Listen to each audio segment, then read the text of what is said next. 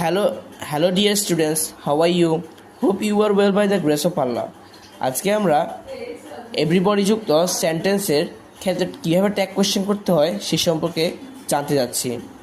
তোমরা অনেকেই এভরিবডি যুক্ত সেন্টেন্সের ক্ষেত্রে ট্যাগ কোয়েশ্চেন করার সময় ভুল করে থাকো, আর যার কারণে পরীক্ষায় তোমাদের পরীক্ষকরা তোমাদের নাম্বার কেটে ফেলে।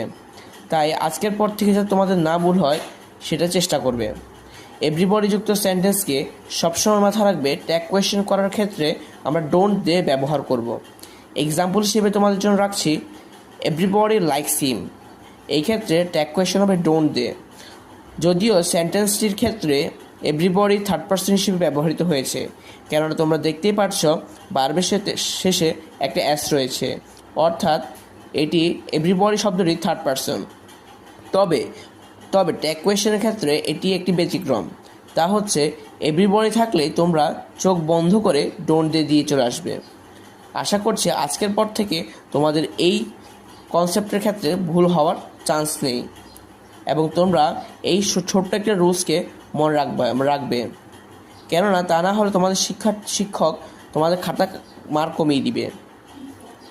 তাই আবারও বলছি, এভরিবডি যুক্ত সেন্টেন্সের ক্ষেত্রে ট্যাগ কোয়েশ্চেনের ক্ষেত্রে আমরা অলওয়েজ সবসময় ডোন্ট দিয়ে ব্যবহার করব। ওকে, আজকের ভিডিওটা ভালো লাগলে লাইক, কমেন্ট, শেয়ার করো। ওকে, আসসালামু আলাইকুম।